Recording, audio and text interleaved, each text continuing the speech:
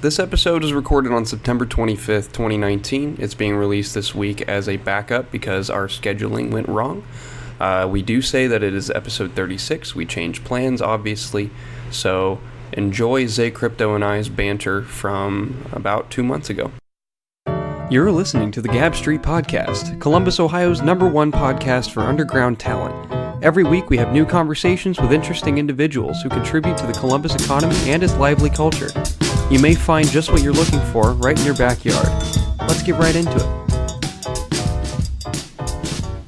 Welcome back to the Gab Street Podcast. Today is episode 36. Believe it or not, we've had episodes coming out every single week, but we haven't recorded one in a long time. So we've just kind of had these ready to go. So we might be a little rusty today, you know. Episodes in the chamber. Yes. I'm here today with the co-host you know from like half of my fucking episodes. Zay Crypto. Yeah. What's good, homie? I'm alright, man. I'm chilling. Yeah. I just woke up like an hour ago. What the hell, man? It's like 1 p.m., dude. I know. It's so afternoon. Yeah, I'm a night owl now. I work the closing shift, so... Fair enough. I'm up to like 1 a.m. every day. Dude, I went to college already today. Yeah. Like, I'm done with today's college. That must feel good. Yeah. Like, I woke up at 7:30, and I was like, all right, I'm going to bike to Columbus State now.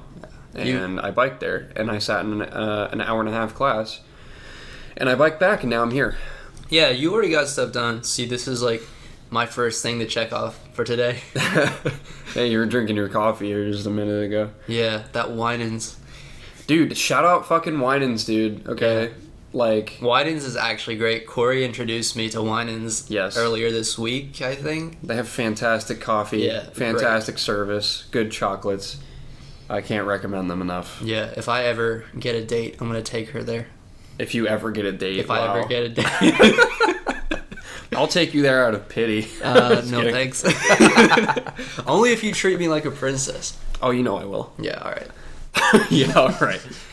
So, I wanted to ask you today about some plans that you have for the next month, which is also no plans. A little bit. I don't know. So, you're doing the kind of thing. Yeah, right? I'm getting my head right. Yeah. I turned 21, like, 5 days ago. Yeah.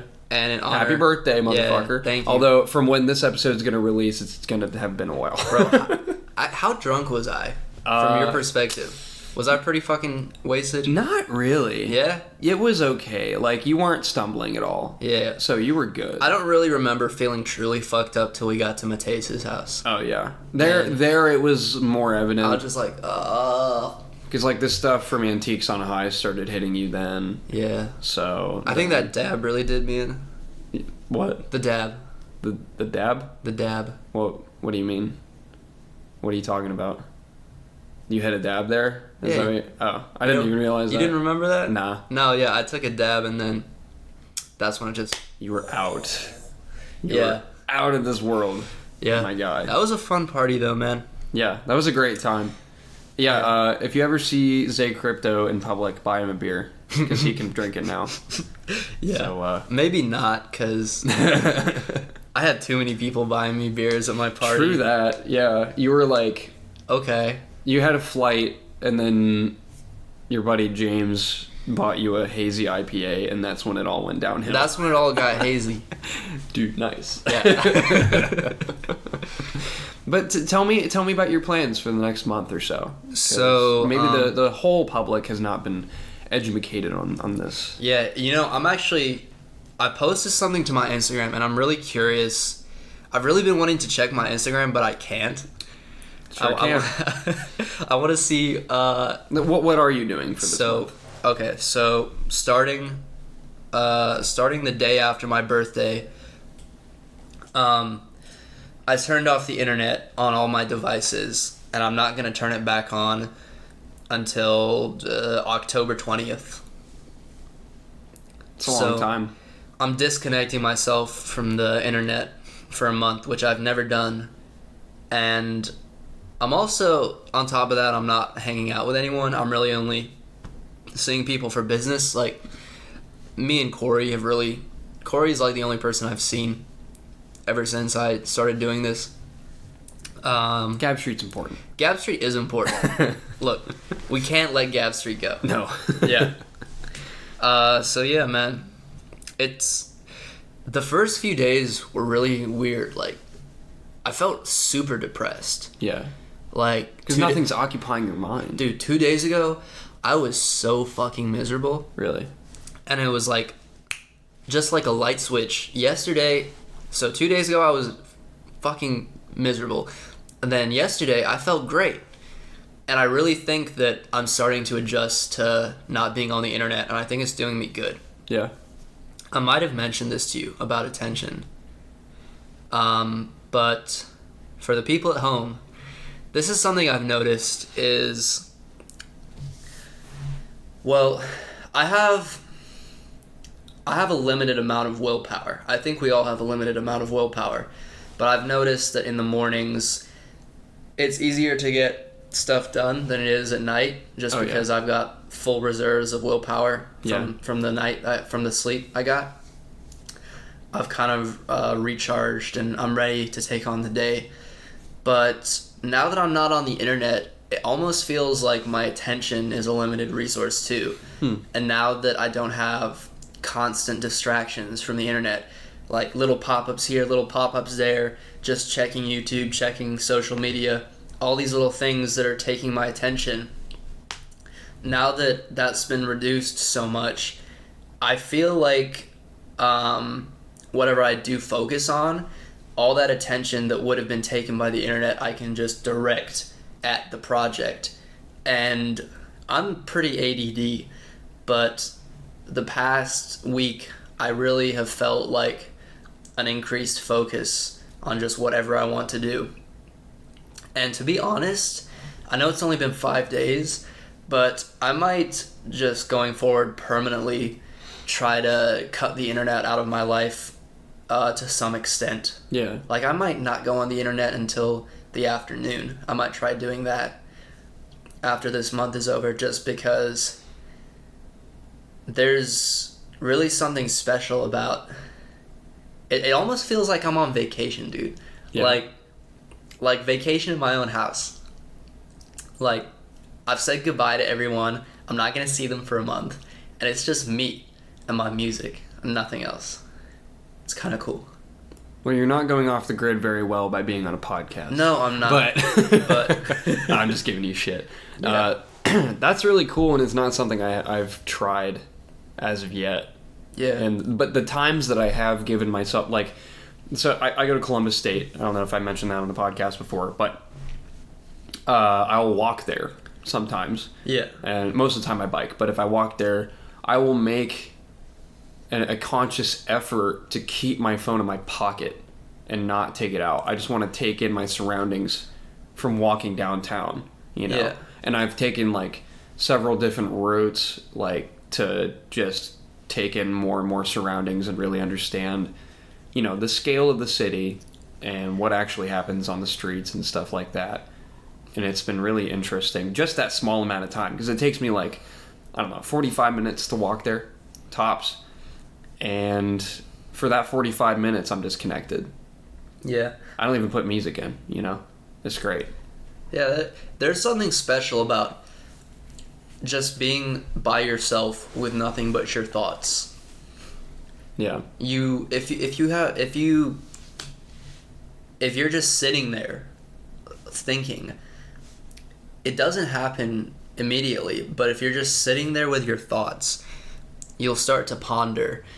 And I think you reach deeper levels of thought that you might not if your attention is constantly being taken by other things. Mm-hmm.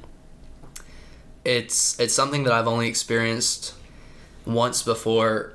This is something I just told you off the air, but when I was living in the apartment, we didn't have power for like a month, so I had nothing to do but just sit there and think. And I think it gave me a good sense of what direction I need to head in for my life to go the way I wanted it to go. I don't think we give ourselves enough time to just sit and think about our life these days. We're constantly checking up on this, checking up on that. And like if we lived in the 1800s, most of our day we would just be like sitting there like thinking like, so it's gonna be winter soon. Yeah. Let's hope the crops don't die. We're getting on that real industrial revolution shit today. Yeah. I heard France is having a revolution. I wonder how that's going. Should check up on them. Oh, wait. Instagram's disabled. Yeah, shit. Internet's out today. Yeah. Damn. Hashtag Vive la France. Yes. So, you mentioned something earlier about your progress. And I wanted to get back on that thought. Because then we were like, oh my god, we should be recording. Oh, so, yeah. Okay, so what I was saying is I've noticed I don't think my progress is linear. Because we were talking about how I had this 1 week where I was making a song like every single day. And I haven't really done that. I haven't made a song in like a month. Currently planning on making a song to one of Cordonic's beats. Dude, who's Cordonic? Dude, he's this guy I met on Reddit. Yo. Yeah, what? he makes like super classic instrumentals. It's me. It's great. I'm Cordonic. Yeah. So Newsflash. Yeah. Yeah, there might be something new. I might write that this week. If I just get around to I've got to really have a good concept of what this song is going to be. Mm-hmm. And once I've just got that picture in my mind, then I can just sit down and put the words where they need to go. So yeah, new songs maybe coming soon.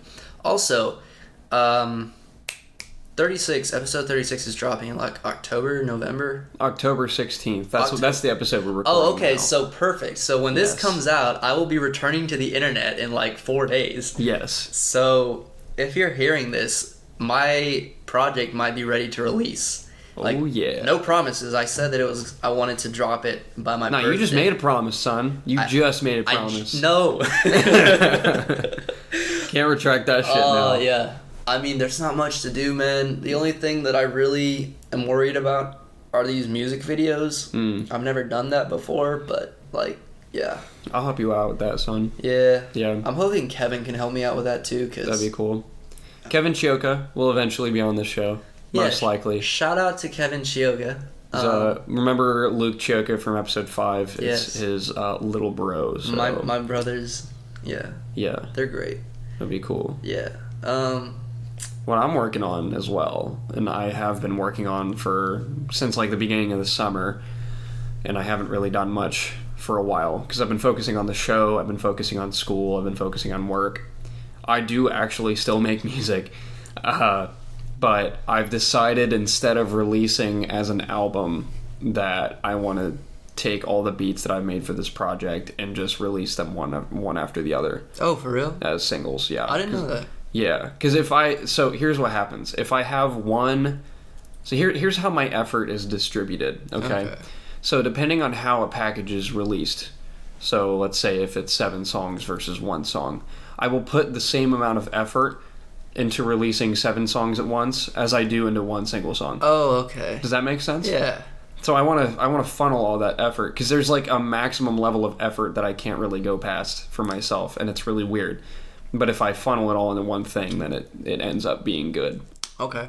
So I think I'm gonna quality work that quality way. Over quantity. Yes, true that. So have you noticed yourself experimenting with that kind of way of doing things? I have, yeah. Actually, I'm really bad at focusing on quality over quantity, which isn't necessarily a bad thing. But when you go a month and you don't write a single song just because you don't feel inspired, it is a bad thing.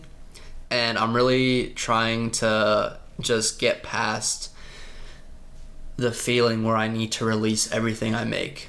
Instead, I want to just make a whole bunch of songs. Doesn't matter if they're good or bad.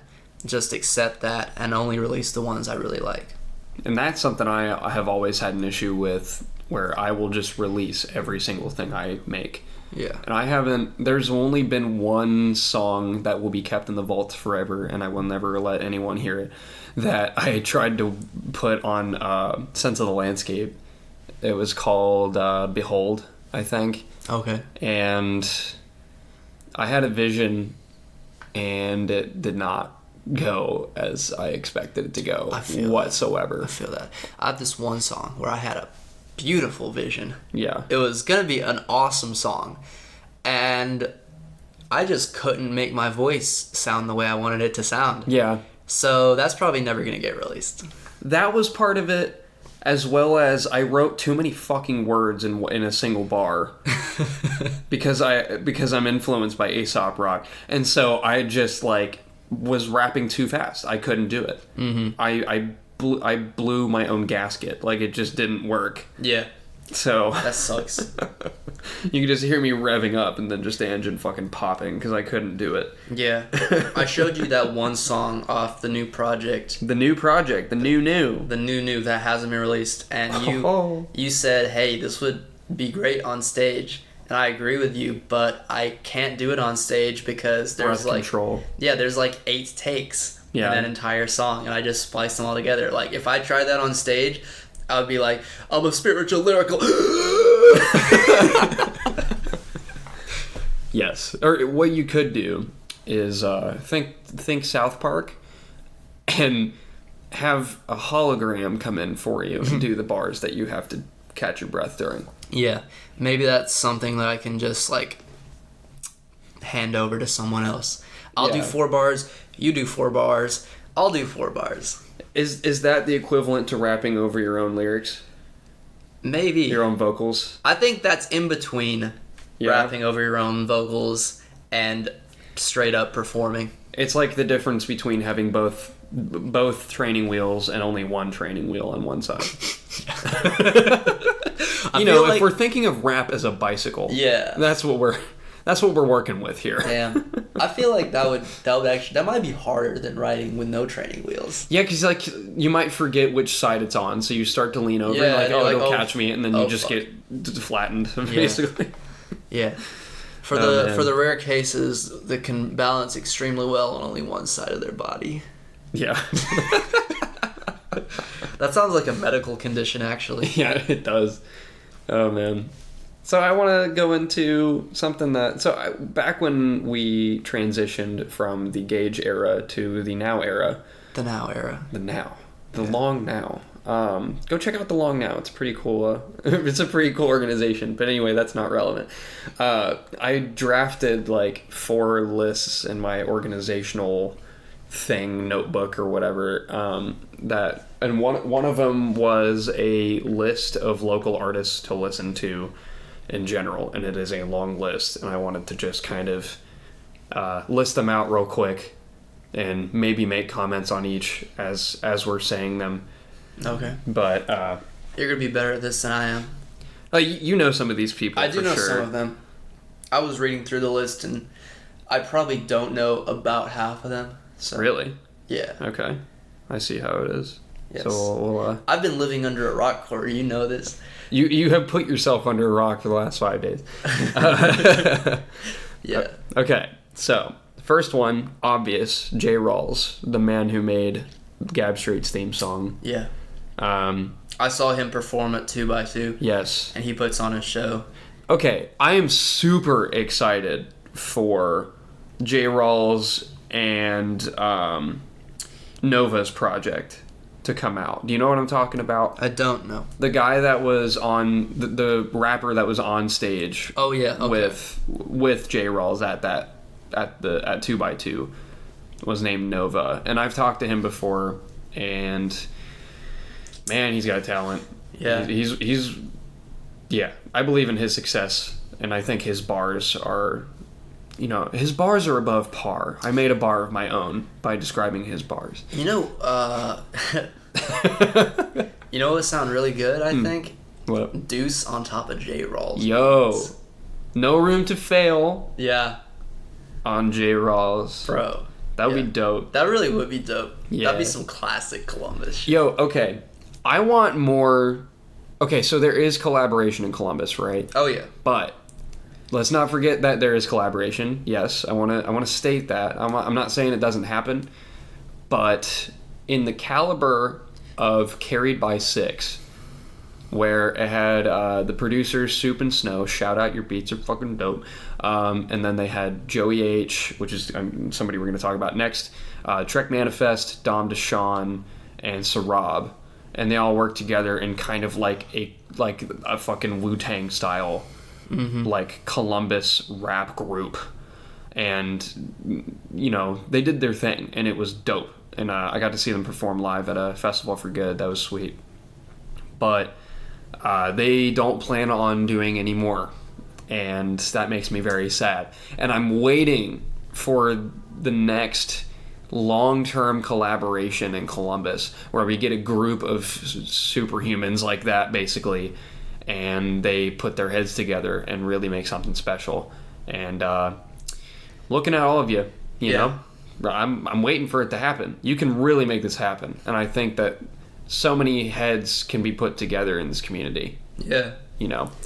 And I'm about to read those heads off. We got a lot of people just floating around here. Yes, we do. And I'm trying to snatch them up and interview them and get them to link up together. That's what I'm doing, man. So next on the list is Joey H. Yeah, Joey H. Yeah. Cleveland native, moved down to Columbus, embraced Columbus as his own. He's our boy. Yeah. It's our boy. Sam Rothstein, your guy. Sam Rothstein. Or how I called him in episode 19. Man, the myth, the legend. Yes. Sam Rothstein. I called him the Columbus Plug. The Columbus Plug. That's a good name for him. Yeah, in episode 19. And he was like, what? That's some fucking superhero shit. Like, that's my hero name, I guess. So he should write a comic called the Columbus Plug. Columbus Plug. And have it as have Sam Rothstein be the main character. Another one is Senseless. He's a little less known. He's been a favorite of mine since I joined the Columbus hip hop community. In fact, okay, I met Senseless. His real name is Jacob Engel. He's a great dude. Mm-hmm. And I met him on. So I've described this day on the episode of Enkindle Columbus that they interviewed me on. But long story short, I went to McConnell Arts Center. I met some people that are instrumental in like having me where I am today and what I'm doing. And Senseless was one of those people. And he happened to have a spare CD of his with him, and it was his first album called Living on Land. Mm-hmm.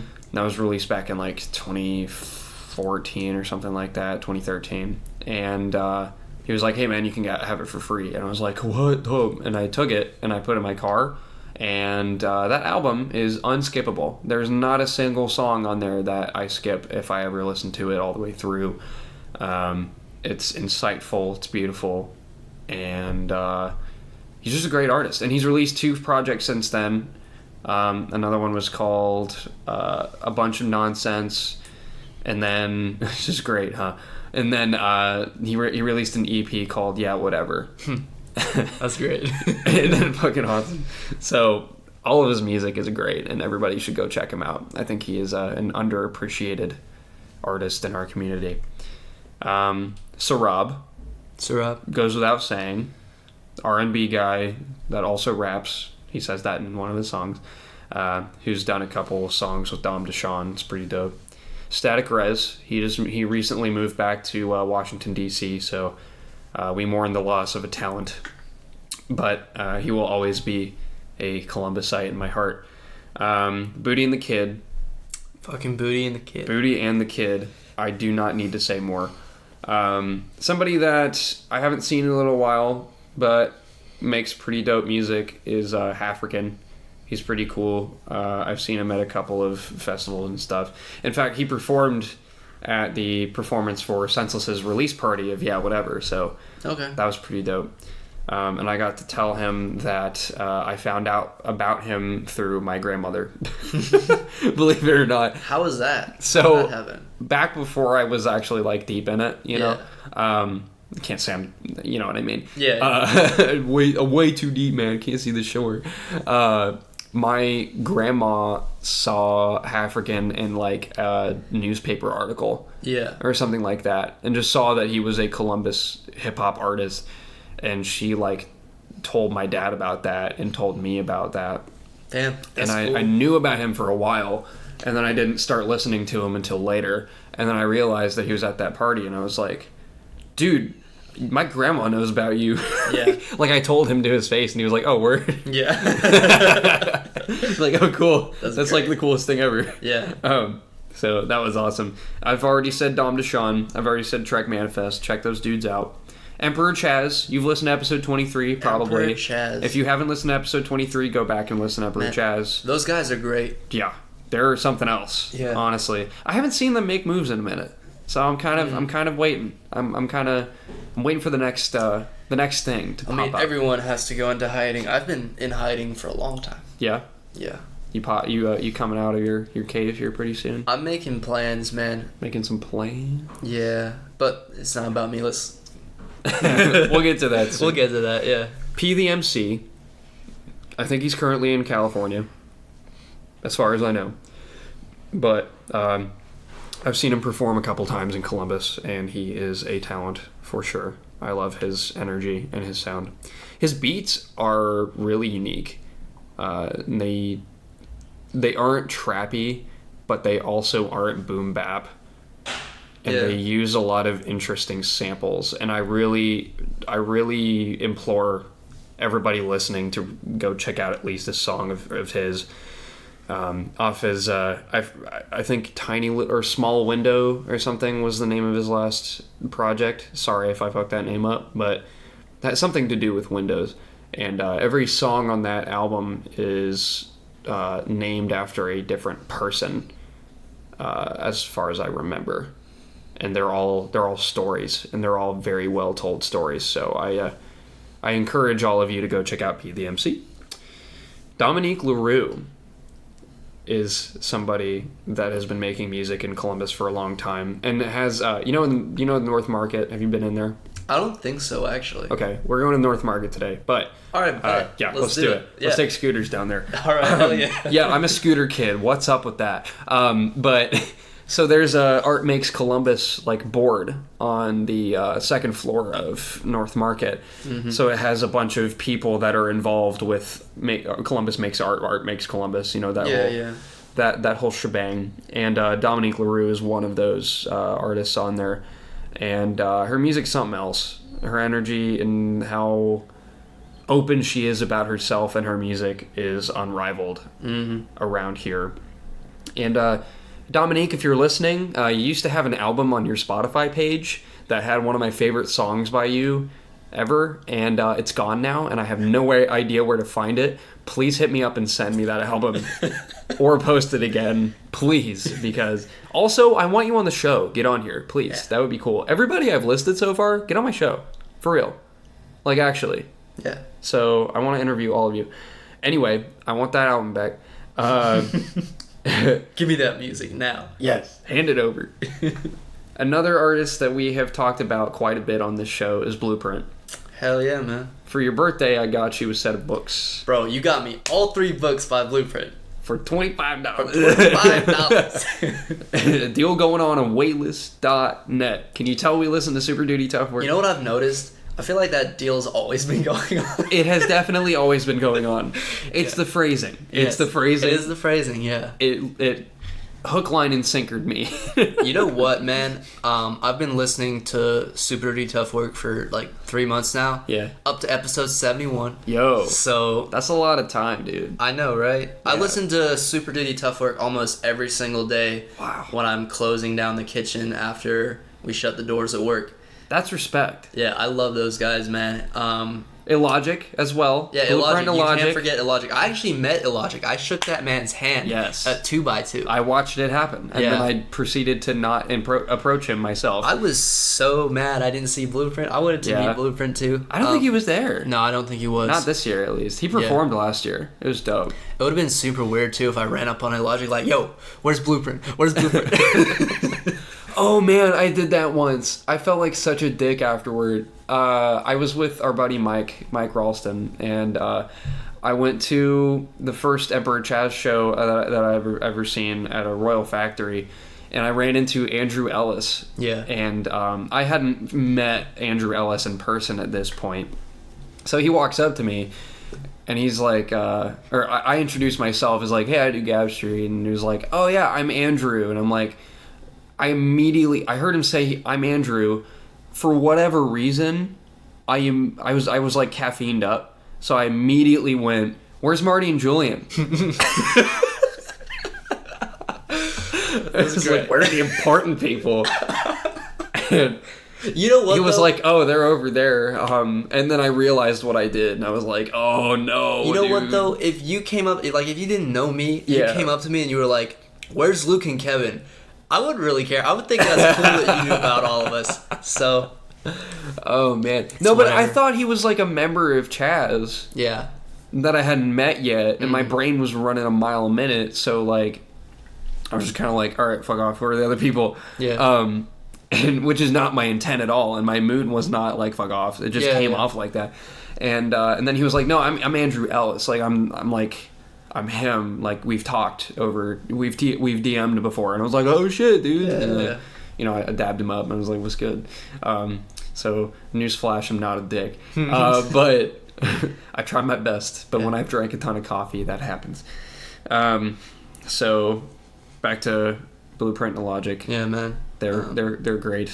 I've actually learned a lot about just business in general listening to Super Duty Tough Work. Dude, don't go to college. Just listen to Super Duty Tough Work. Honestly, like the most infamous podcast. Iconoclastic. I got like 5 more on this list. Let's run through them. RJD2, obvious legend. He is the producer of the most notably the theme song for Mad Men. Do you know that? I didn't know that. You know about Mad Men? Do you know that show? I've heard of it, yeah. It's super good. I haven't seen it, but I know it's really big. Yeah, it's like John Hamm and stuff. Yeah. But that dude's from Columbus, dude. That's like, dope. He's been making music for so long. I remember listening to Dead Ringer, that album, for the first time. Yeah. Just really enjoying myself. So shout out RJ. R2D2. It's pretty cool. Beep boop bop. That is a great name, though. Right? Yeah.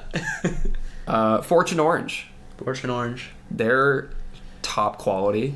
They're like I forget how many people are in their band, but they're good shit, man.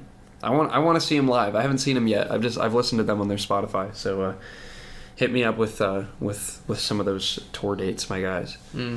But yeah, Fortune Orange is pretty dope. Full Send. I have used their music in a couple of episodes, I think. Yeah.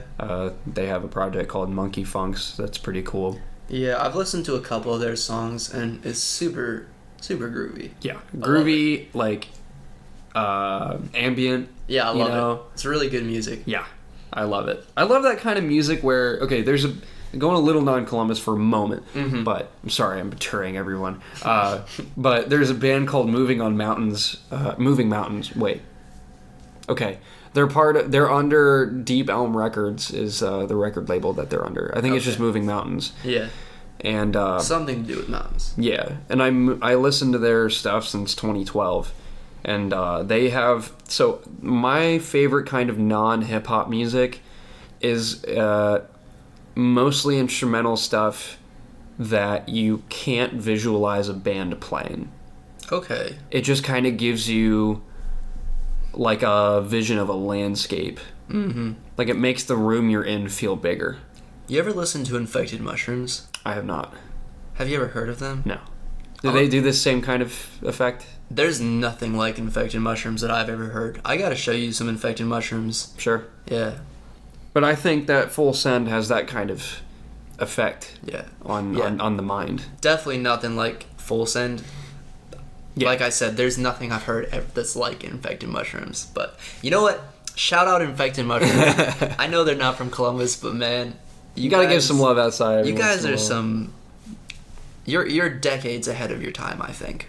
That's dope. Yeah. Cool. 2 more.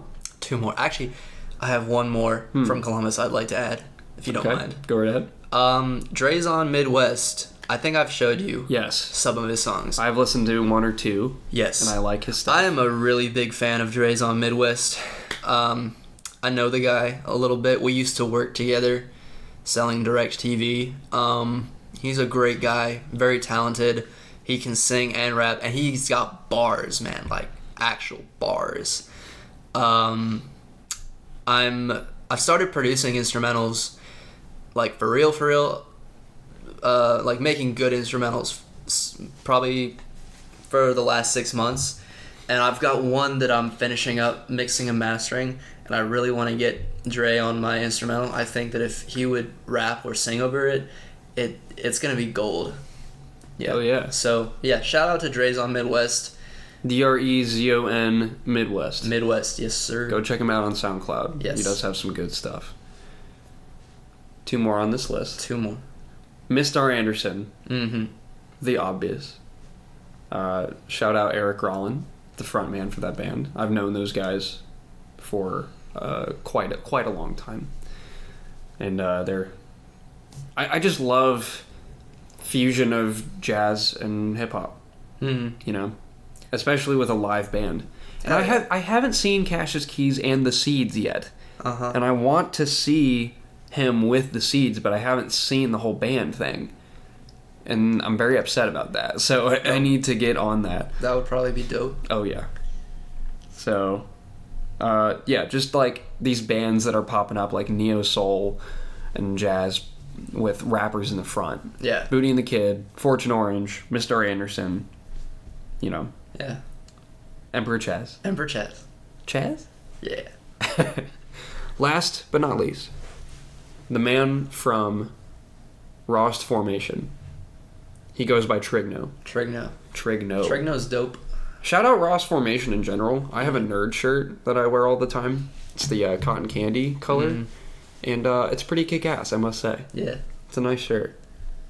But Trigno is one of the best performers in the city, in my opinion. Mm. I think he does a good job. He's been around. He's been around the track. Yeah. You know what I mean? Yeah, so, yeah. It's a good dude.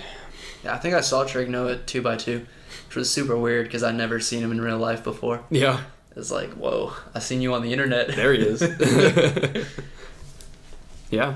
That's my... I drafted that list a long time ago. Yeah. So obviously there are more to add to it. It's a good list. Yeah. Forgot about Zay Crypto, but... No, I'm just kidding. Fuck that guy. I'm just kidding. Go check out Liamani's episode if you haven't yet. Episode 32. Yeah.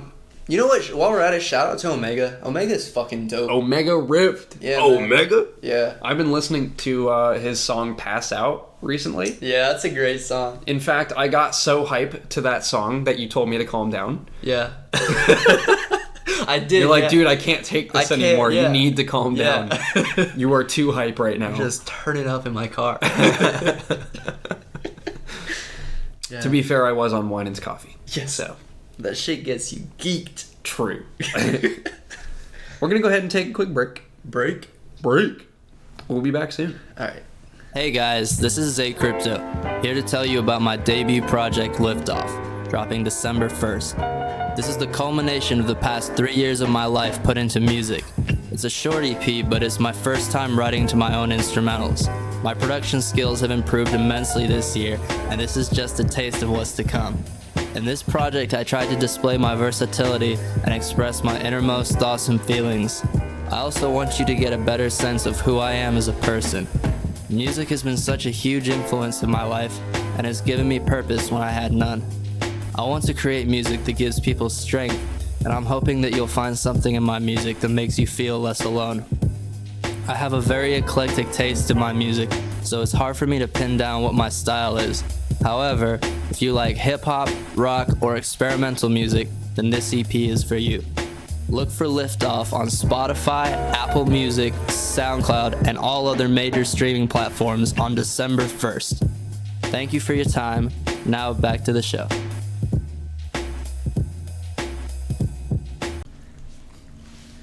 We're back on the Gap Street podcast.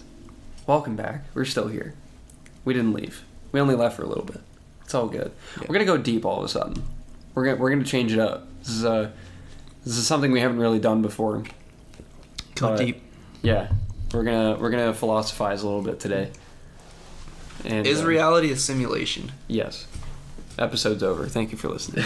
No, so something I've been thinking about for the last, I don't know, at least half a year or so. I read a book, most of a book. I didn't finish it. Yeah. It's called The Better Angels of Our Nature, okay. authored by Steven Pinker.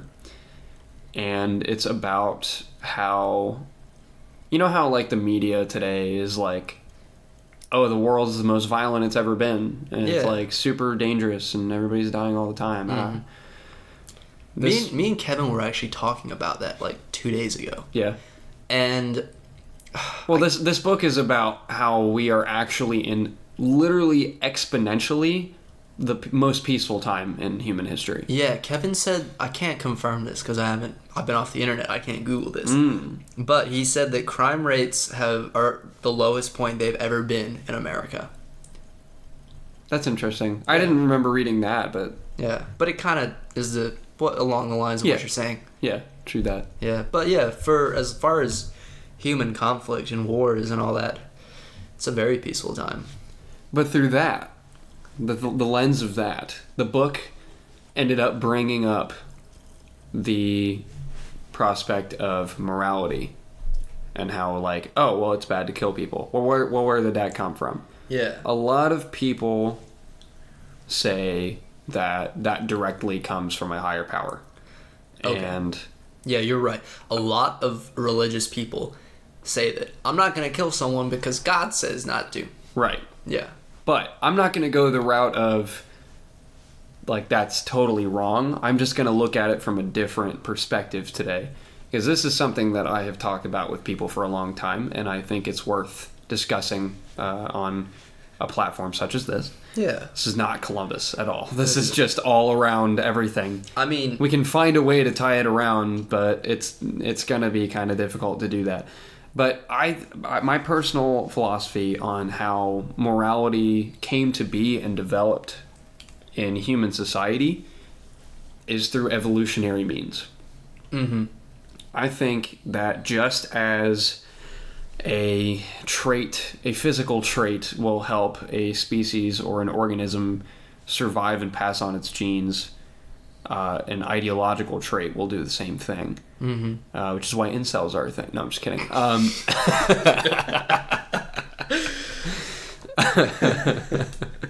Today on Gap Street, we're interviewing a local incel. No, let's not talk about that today. But but the book started talking about how.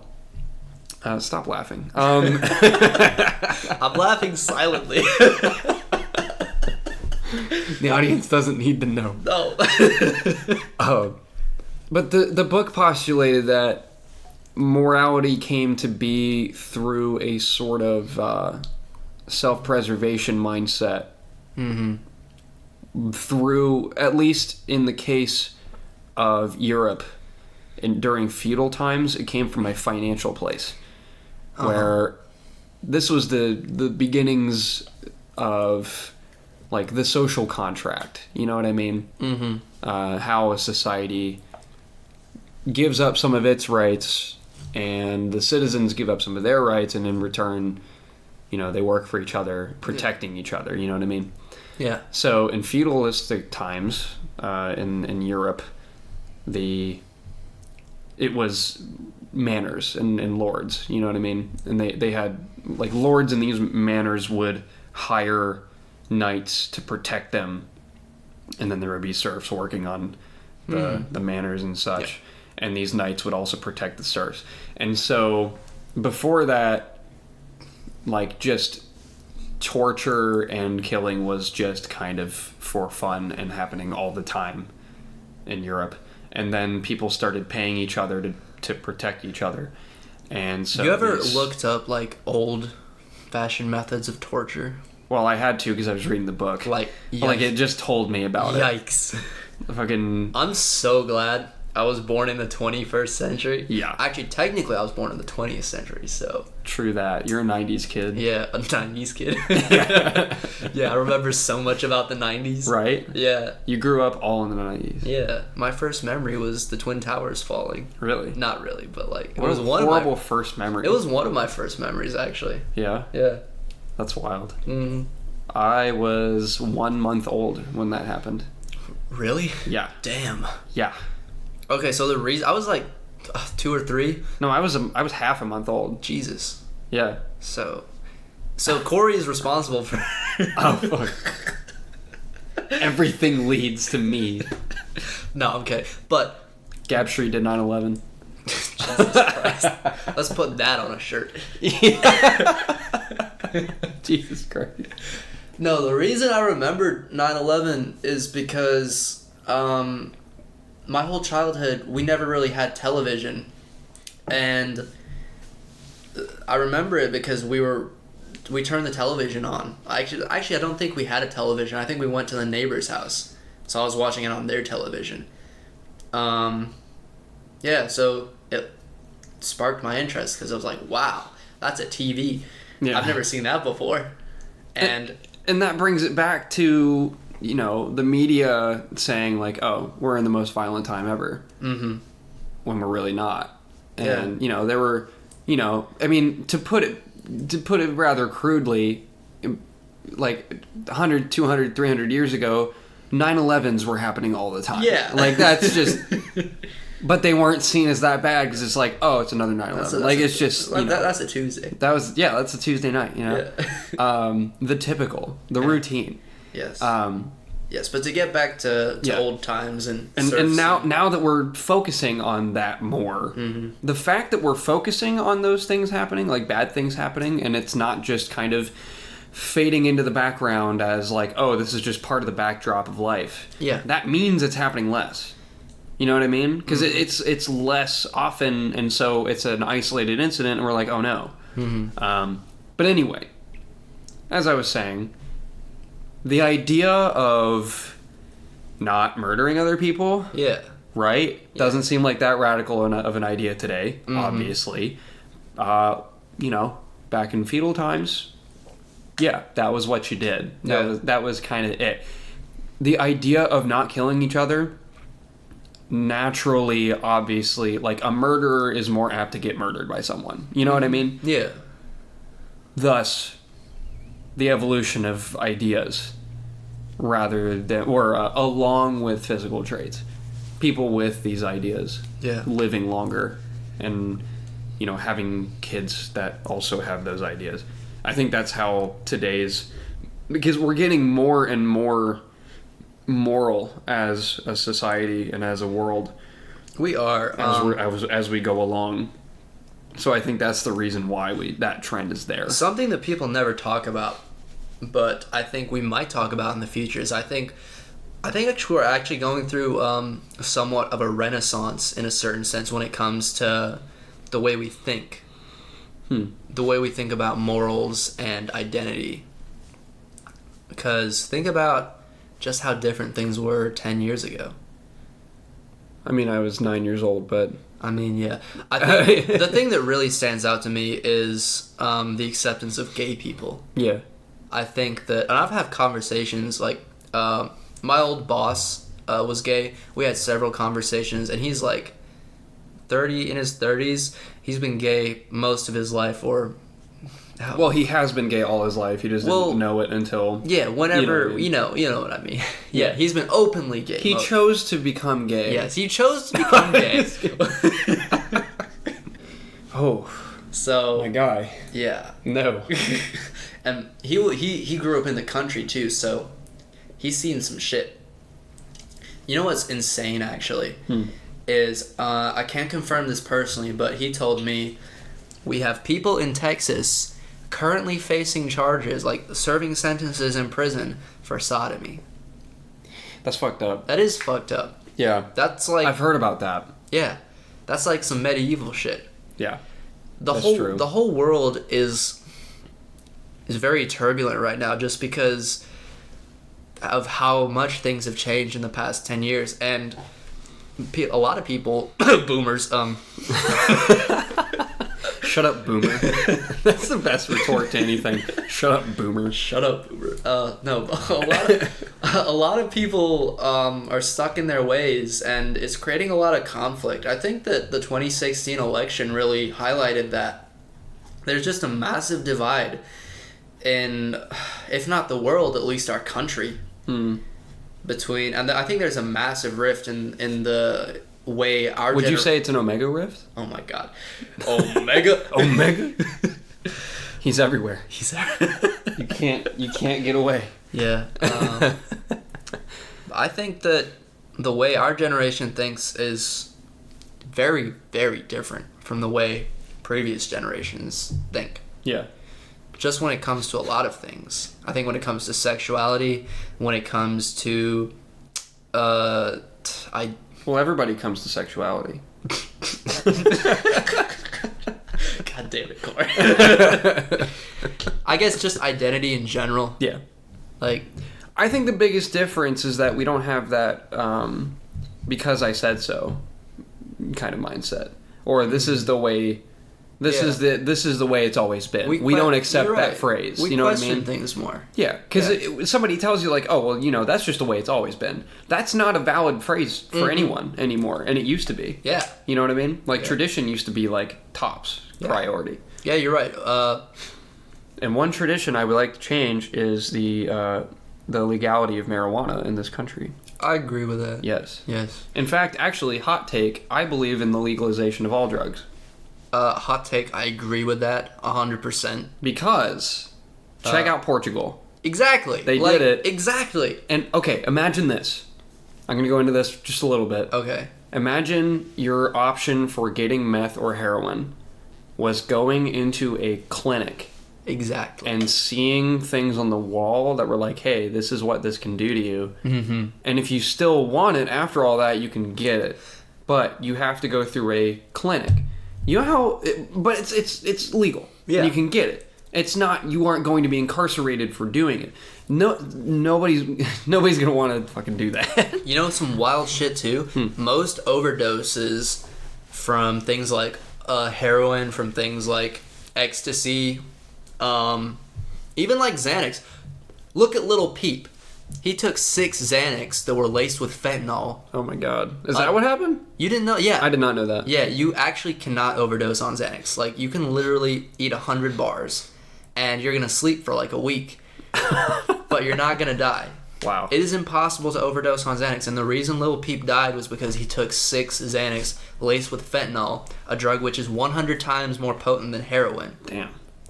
And he died. His blood slowed down or something. Yeah. His body stopped being capable of breathing.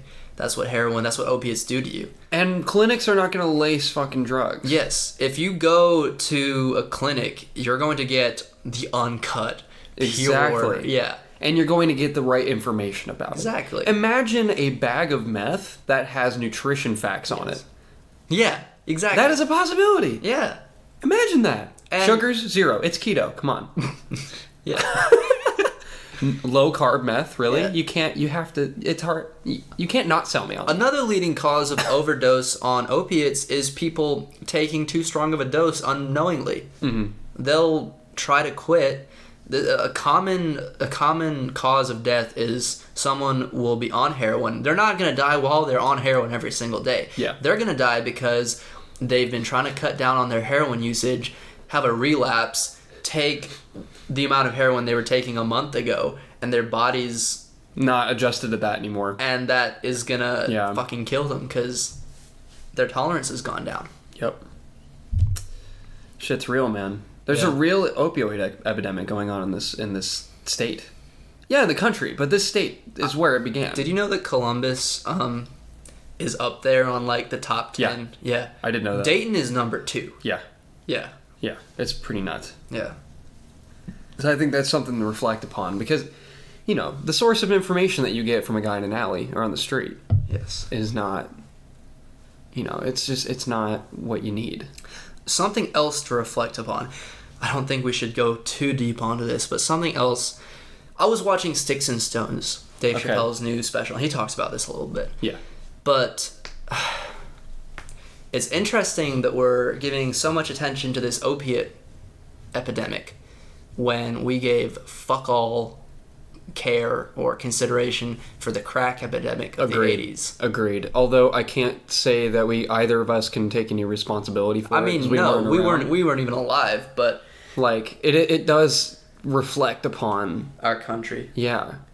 Because it's a bunch of white people overdosing on opioids now. Mm-hmm. You know what I mean? And now it's considered, it's a disease. Yeah. Oh, we have to hospitalize Which is a good thing. Exactly. But where was that train of thought 80 fucking years ago? That was all, bro, that was 40 years ago. The 80s was 40 years ago. That's kind of That's crazy. Yeah. Wow. But yeah, man. It's real. That's real shit. Yeah. Yeah, we're getting real on Gap Street today. I could go on for a whole hour about the crack epidemic, but I don't know that much, actually. Really? Yeah. You'll have to educate me later. Yeah. It's pretty fucking wild, and yeah, it's a lot of conspiracy, but there's some things that have been proven. I'm pretty sure it's been proven that the U.S., the CIA, was supplying crack cocaine. They weren't supplying the crack. They were supplying the cocaine from Colombia to these communities. Oh, okay. And it got synthesized into crack. We're going Joe Rogan today, aren't we? This really is some Joe Rogan shit. We're going on some Joe Rogan shit today. Oh, man. So, yeah, also another thing that's interesting is all the kids in Miami sniffing lines of cocaine. Their sentences were for the same amount of cocaine, which is... Cocaine and crack are the same things. I don't know if the viewers know this. Cocaine and crack is just synthesized cocaine. You take your cocaine, you whip it up in the pot, and you get something you can smoke. That is what crack is. So it's the same substance, but for a gram of cocaine, you might get, I don't know. I don't know anything about this, but I'm going to say, I don't know the specifics of the law, but I'm going to say, 1 gram of cocaine lands you 3 years in prison, maybe. Who knows? I feel like it's longer, but... Maybe, but yeah. Let's say that a gram of crack, that's going to get you 20 to 30 years. Jesus. Yeah. Okay. And... That's interesting. I could really go in on this, but... Yeah. I do have 2 more things I would like to get to, but that is interesting information. Yes. I did not know that.